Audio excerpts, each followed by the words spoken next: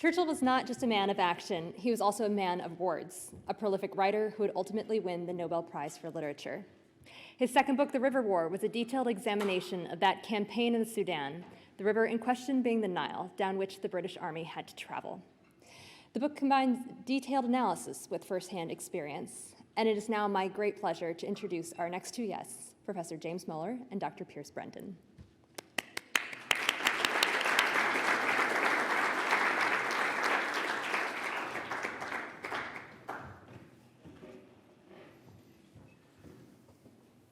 Thank you very much for that.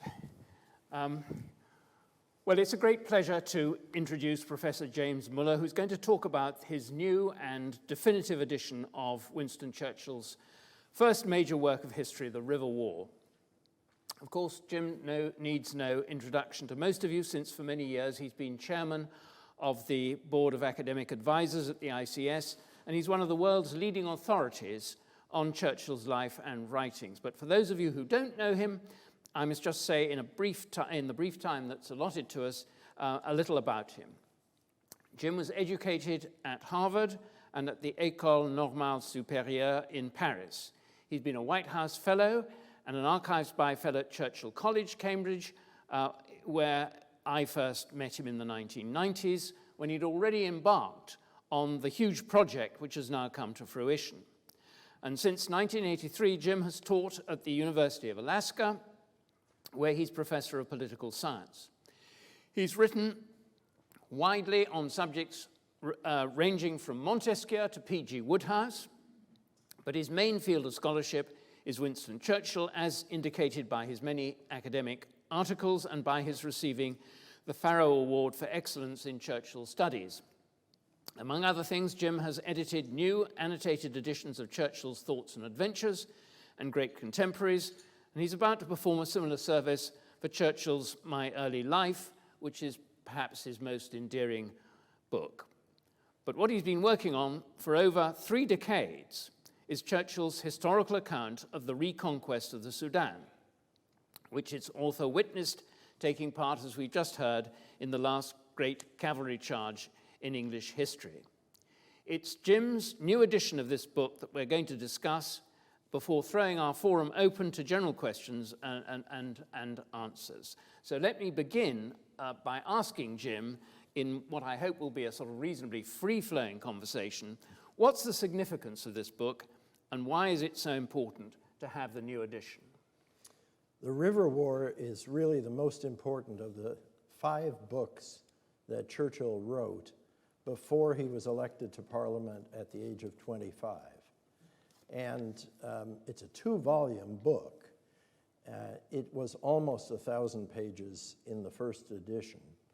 And Churchill worked on it for a very long time for him. He worked on it for a whole year. And he ended up, in fact, not being able to attend the book launch because he was already on his way to South Africa. But it was a book he devoted immense energy to learning about so that he could write about it. And as he wrote it, his story grew to include the whole history of the rebellion in the Sudan by an Islamist revolutionary, the Mahdi, and the way the British had eventually resolved to avenge the death of General Gordon in Khartoum by reconquering the Sudan for Egypt. Jim, you've taken over 30 years to produce this edition. There have been times, I must confess, when I thought it wouldn't appear in my lifetime. For more reasons than one, I'm delighted that it has. As one can see, and as you can see from glancing at this extraordinary edition with its thousands of footnotes, its 11 appendixes, its huge bibliography, its maps, its illustrations, its holograph reproductions, and the red and black text that indicates different editions. It was a monumental task. Give us some idea of the complexity of putting this huge edition together. Well, it was a very big job. For one thing, the River War was printed before 1900. And in those days, there were no standardized typefaces. So when on a winter's day in 1989, while we were on our 15-month wedding trip in London, I discovered at the British Library that there was a longer 2-volume edition of the River War than the only ones I had ever seen before, even though I thought I knew the book. And then when I looked at that edition, which I had to look at in the rare book reading room of the British Library, I realized how much of the original book had been cut out when the book was abridged 3 years later.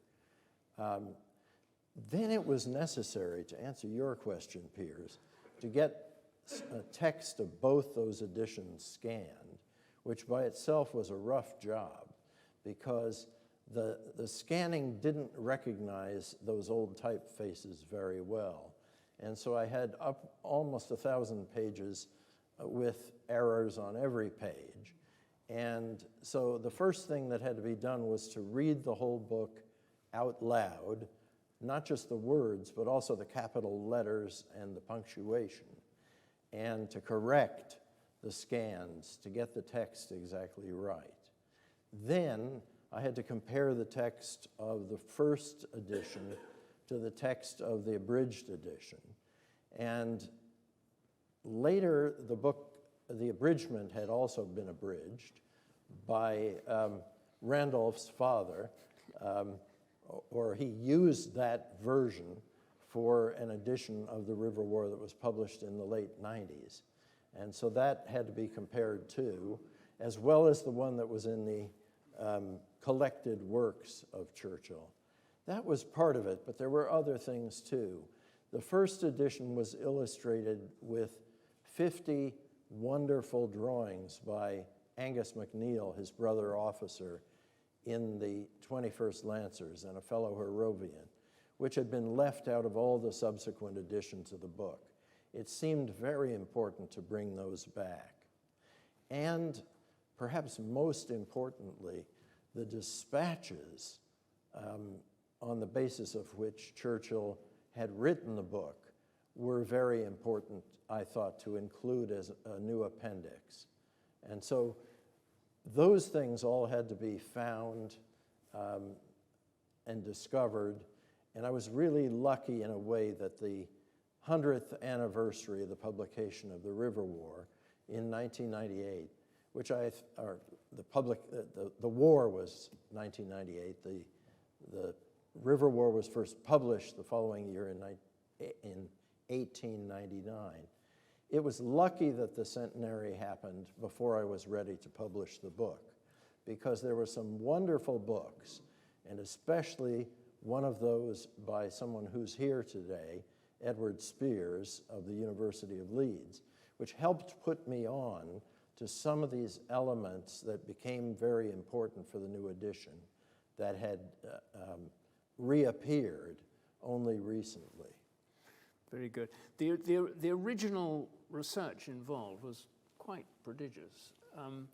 Give us some impression of the most memorable moments in that research, because I mean, I've been fascinated by these stories, but I think other people would like to hear them. Well, discovering the shorter and the longer edition was really the big one. I've mentioned that, but you're right, there were others.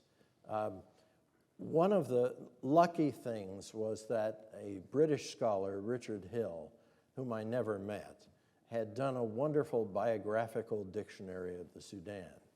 And when my students, with whom I was reading the book in seminars, began to ask questions about all these dervish figures, these emirs and so on, who were referred to in the book by Churchill, I realized that to add biographical footnotes that would tell you something more about them would really enrich our understanding of the book. And thanks to Richard Hill's dictionary, I was able to provide those. But then the question came up of, what about the British characters? thousands of them who are mentioned either in the book or in the appendices, most of whom are known only as names or not at all anymore 100 years later. And it was then that I very fortunately met Paul Courtney, who helped me in so many ways on the footnotes having to do with military figures and all sorts of other things about Britain that an American editor, I'm afraid, would have been very likely to get wrong. And thanks to him and many others who helped, including many Paul introduced me to, I hope the new edition is about as free of howlers as one can possibly find. Although I do want to say that if anybody who reads the new edition finds a mistake in it, I hope he or she will, as some early readers have done in a few cases, email me and tell me about it, because there may be more printings of the book, and we'd like to correct those wherever we can. Tell us about your engine driver, I mean, that's one of your great stories. Yes, well, one of the things that is most famous about the River War is one of the things that's least easy to find in the book in any of the previous editions except the first one or this new one, because it was left out of all the abridged editions. And that is Churchill's adventure in the Sahara Desert after the battle as he returned to Cairo. The train broke down, and they thought they might have to spend the night in the middle of the Sahara Desert, and they weren't too pleased.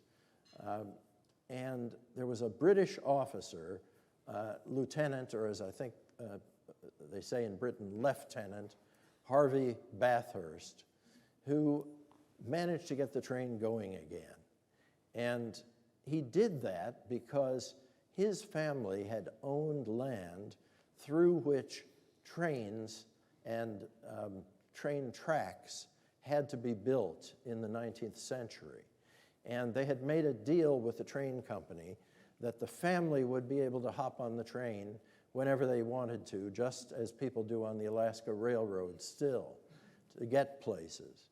And he was the one in his family who had availed himself of this permission most often and from a very early age. So he knew everything about railways. And he managed almost by himself with a shovel to get that train going again by putting sand into the engine and taking out some of the slag in the engine, which had jammed it up. He got the train going again. And there were many among the British cavalry officers who thought this was conduct unbecoming to a British gentleman to shovel slag out of an engine in the middle of the desert. And they made fun of him. But Churchill was very happy that he had done this. And this whole incident produced the famous remark that Churchill made about Islam, which is from the River War and was widely quoted after the terrorist attack in 2001 and attributed correctly to the River War, but nobody could find it in the book. And in the new book, you'll find it along with a rather long footnote about Harvey Bathurst and also his picture in the introduction. Very good, Jim, thanks. Well, let's focus on the interesting aspect of the book that will strike anyone who reads it, which is that some of it's in black type and some of it's in red type. And this indicates the difference between the two main editions that you're talking about. Now, what are the differences between the first and the second edition? Give us a feel for those differences, Jim. What I discovered in the first couple of weeks after I saw the two-volume edition for the first time was that 7 whole chapters of the 26 originally in the book had been left out of the abridged edition. So if you only have the abridged edition, you've got to get the new edition to read the whole book. But not only that, Churchill had left out parts of every single other chapter. And he did that because the book had to be reduced to a single volume, and so quite a lot had to be left out.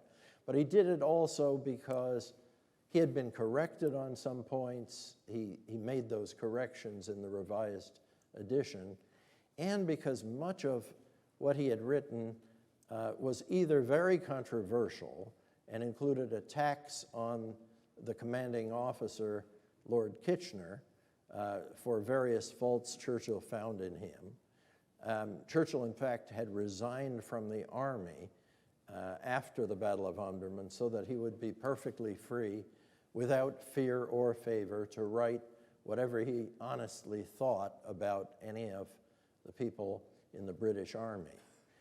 But also there are a lot of personal stories about Churchill's own experiences, how he got lost in the desert, going down or up the Nile to Omdurman, and how he found his way and what that was like, and other stories too, which he had to cut out in the abridged version.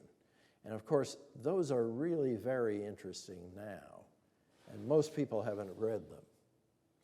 What do you blame Churchill for softening some of his criticisms of Kitchener, or do you think that this was a reasonable tactic given the fact that he wanted to make a political career? How do you assess that? Well, look, if he softened these criticisms, as obviously some of them were softened, and he must have known exactly what the softening was going to be. In the abridged version, he says, damning with faint praise, that Kitchener will play the second role in reconquering the Sudan. But in the original first edition, he had said, if not second place, at least the third. And so he did soften it, and there are other instances of that, certainly, things he cut out. If he did that simply to help him rise, well and good, but I think he may have been thinking further than that. He may have been thinking about the fact that he might have to deal with Kitchener not as a subordinate in the future, but as an equal, as he did in the First World War. And it certainly made things work better that only people who had read the first edition of the book knew the full extent of those criticisms. He says in The River War, something I quoted in my wholly objective review of the book, he says that the official statement that the dervish wounded received every delicacy and attention was, quote, so utterly devoid of truth that it transcends the limits of mendacity and passes into the realms of the ridiculous, which is a great phrase for the post-truth world that we now live in. Jim, again, he's very, very frank, isn't he, in that first edition? He really socks it to them. He has a whole chapter, which is entirely cut out in the abridged version, describing what it was like to ride around the battlefield after the battle. 3 days later, there were dervishes who had been mortally wounded, who had still not died, and had still not been offered a drink of water by anyone because they were from far away from Khartoum and they had no family members to come help them. And Churchill and one of his brother officers, the one who became later the Duke of Athol, rode around, he was Marquis of Tullibardine at that point, rode around on the battlefield together, and the Marquis did a little impromptu surgery with his pocket knife, which relieved some of the pain some of these dervishes were in, and Churchill offered them some water from his canteen till it ran out. But he describes this scene in a chapter that is really unforgettable. And it was really that chapter, chapter 21, that made me think, I've got to put this whole book back into print. The red and the black you mentioned is just a way of showing what was left out in the abridged edition. Everything in red was left out. And there's a funny story about that, which I'll tell in one sentence. When I got the proofs, which you get before the book is printed, I thought, this red, which was the red of the Canadian flag, where the book was actually printed in Quebec, is so bright orangey that readers won't be able to read page after page on this comfortably at all. It's impossible. So we substituted at the last moment Harvard crimson for that Canadian flag red, and it's much more readable. Jim, there's been a lot of controversy recently about two particular subjects, and I'd like to know what insights you think the book gives us into the author's character and beliefs on two particular subjects. One is Islam, and the other is attitudes to race. And these are very controversial subjects. I've just reviewed, for Finest Hour, Geoffrey Wheatcroft's book, Churchill's Shadow, and these come up. They come up here, and they've come up in various other ways. Give us a sense about those two particular views that he held. Churchill was really at this time trying to figure out what he thought about these questions. And as in so many other cases, he was very independent-minded. On the question of race, and on the question of the capabilities of the indigenous people in the Sudan, Churchill found many of his fellow British troops to have the ordinary prejudice against black people. And in the first edition of the book, he's very frank about this, and he doesn't mince words at all. But on the other hand, as the book goes on, he gradually tries to explain to the reader that it probably would be a good idea to allow black troopers in the Anglo-Egyptian army. They had not been allowed up till then. And he makes other remarks which are really striking. For instance, he says that one of the military feats later in the war, after the Battle of Omdurman, by a black Sudanese regiment was the finest military accomplishment of the war, and he specifically says, finer than the charge of the 21st Lancers at Omdurman. So that's really quite striking, I think. Now, when it comes to Islam, something of the same thing. On the one hand, Churchill doesn't shrink from the fact that some of these warriors are fanatical and that they don't, as was said, fight by Marquis of Queensberry rules. But on the other hand, he thinks that these dervish warriors were extremely brave, as brave men as ever walked the earth, he says. And so he wants to give them their due for their courage, but he doesn't shrink from criticizing them for their lack of civilization. And as far as their leader, the Mahdi, Churchill thinks that in the history of the Sudan, the Mahdi will be a most important figure and deserves to be thought of that way. I said that I thought that this was Churchill's, this had some cause to be regarded as Churchill's best book, in the sense that the first books were stories of military adventure. This is his first serious history book, and he did it all himself. He didn't have any assistance. He didn't dictate it, such as he did subsequently. How do you rate him as a historian with particular reference to this book? Well, it's interesting to me how hard he worked. We've already heard about Celia's work on her book, Candace Millard's work on her book. Churchill, as a young man, was working hard in that same way. He went back to India, where his regiment was posted after the battle, but he came back to Cairo, and He interviewed everyone he could, even though Kitchener had tried to get them not to talk to Churchill. And he also got to know the British agent in Cairo, Lord Cromer, who helped him tremendously with the book.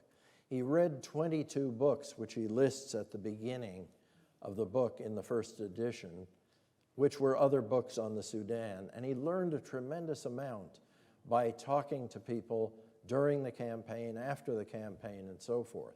And then, as I said, he resigned from the army to spend a whole year working on the book.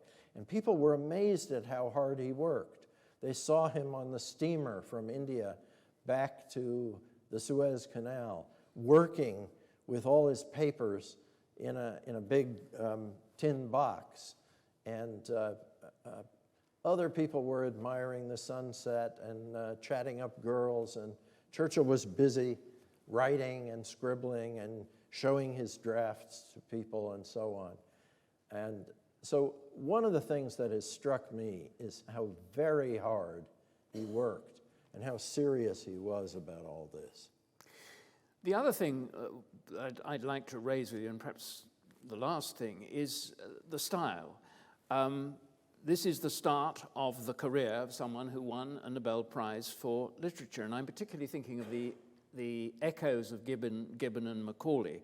There's a wonderful phrase that Churchill used, which I like particularly, where he says that he has a meal of desert dates and milk, a repast, if it would not gratify the palate of the epicure, will yet sustain the stomach of the traveller. Now, his style has been criticized quite a lot by people like Evelyn Waugh, said, well, no, it's phony. I think his style is great. How do you rate him? From the very first chapter of the book, almost all of which is left out in the abridged version, in which Churchill describes the beauty of the sunset over the Nile, you get this wonderful prose, and it's appropriate to the subject. Sometimes it's drier and more factual. Other times it reminds you of his World War II speeches 40 years earlier. And this was one of the books that the Nobel Prize Committee mentioned specifically as being the reason Churchill got the Nobel Prize in Literature in 1953. So I think it is one that one has to read to see more of the genesis of Churchill's prose style. And it's something that Mary Soames read for the first time at your behest. Well, I made bold to ask Mary to write a foreword to the book, and she said, but I haven't read it. I've only read the books Papa gave me when they were published, and of course, she wasn't around there to get a book in 1899. So she had to get the book, she had to read it, and bless her heart, she did both, and then she read the abridged edition too. She said, I see why you've got to bring back the whole book, and she wrote a wonderful foreword, which I think you'll all enjoy when you see the book. On that, I should just say this. The rollout of the book has been as slow as the production of it, and maybe it was finished by me finally because of COVID, because I had to sit in my chair for so long and couldn't come to Britain. But finding the right printer and so on, that's all delayed. The book is really multinational. It was typeset in India beginning in 2006 and finishing up 15 years later, which is kind of amazing. And then the printer had many troubles getting the book out because it's so complicated because of the colored fold-out maps and other things that you don't find in most books anymore, and because they had deaths among their staff thanks to COVID.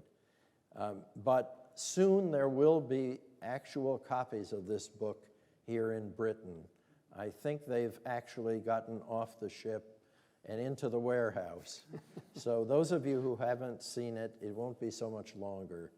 And there has been a second printing, and there will be a third, and so on. So hang on if you haven't seen it yet. Well, hang on.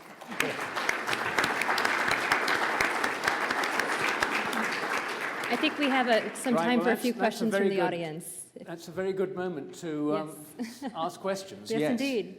And as ever, please wait for the microphone to come to you so those online can also hear your question. Microphone coming around. Thank you very much indeed, James. It sounds a fabulous edition. I very much look forward to reading it. One of the problems with Churchill after Omdurman is, of course, that the battlefield is vast. He's not there all the time, and perhaps he's not the most reliable of witnesses. Because if you read letters from riflemen and Seaforth Highlanders, they were indeed sent out with buckets of water for the dervish wounded, and the Highlanders who had fought them at Barra were incandescent that they were ordered to do so. They had far rather given them a few more rounds of ammunition, their dum-dum bullets, rather than give them water. So there was an attempt, but it was such a big battlefield, and there was 16,000 wounded. I mean, it was colossal. So there's no way we could actually, the medical services could do much about it. Yes, the medical services were very small, and even the British troops were not dealt with in ways that Churchill thought were adequate. But that all had to do with the fact that the war had to be fought on a very small budget, and Kitchener was very good at limiting the budget. I think we have another question from the middle of the room. Thank you. Yes, Paul Ford from Boston, Massachusetts.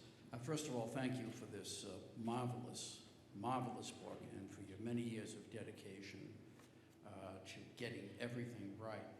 I was struck by Churchill's perspective on Islam, and particularly that religious fanaticism should be viewed as a kind of political response to extreme conditions of deprivation, of ignorance, and of course, slavery, which was rife.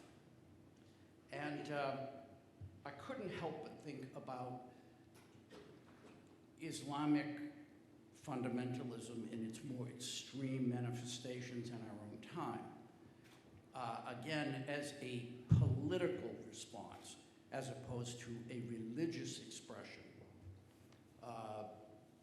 again, in response to extreme deprivation, ignorance, poverty, and hardship. Could you please comment on that? Yes, I think you're right that Churchill thought that the political situation and the very harsh imperialism of Egypt down in the Sudan, after Egypt had managed to conquer the Sudan, something that never happened in the time of the pharaohs, but was possible by the 19th century, really justified the Sudanese in concluding that they were being treated very badly, because they were. And Churchill thought the revolution had happened for that reason. And he had considerable sympathy with the people who were so put upon.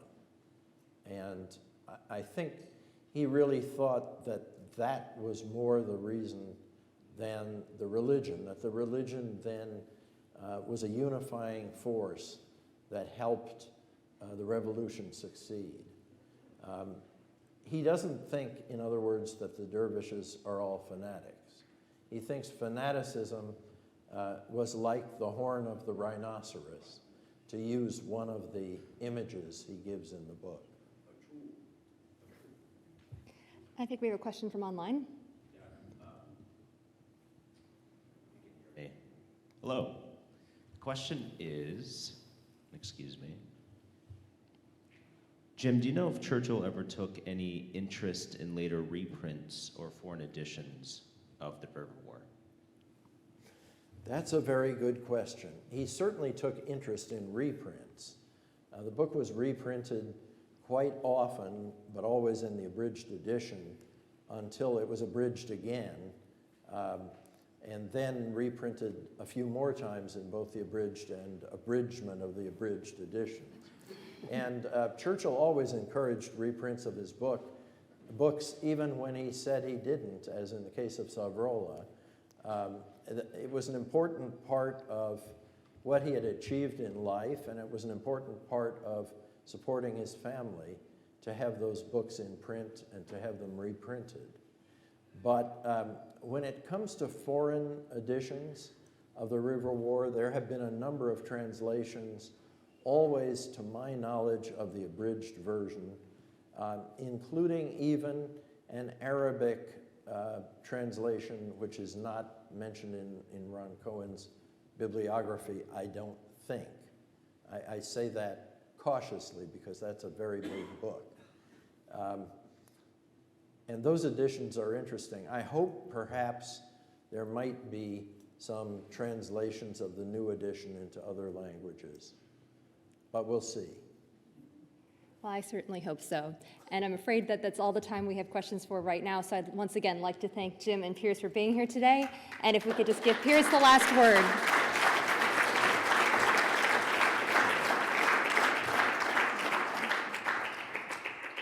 Can I thank Jim? Absolutely. Yeah. Jim, I think you want to say thanks to one or two people yourself. Well, I hope I managed to do that. You do that as much as I have had time. Well, in that case, let me thank you on behalf of all of us, I think, for a fascinating disquisition on the construction, the content, and the importance of your definitive edition of the River War. You deserve everybody's thanks, I think, for this, because anyone who takes an interest in Churchill will value this book. In fact, it ought to be on the shelves of all Churchillians, and I should say that copies are available, I think, to purchase. Is that right? To pre-order. Okay, and you can apply remotely via something called info@winstonchurchill.org, which you all ought to be familiar with. You'll then possess an indispensable part of the Churchill canon to be cherished as long as his name lives in history. We're all in your debt. Thank you. Thank you so much.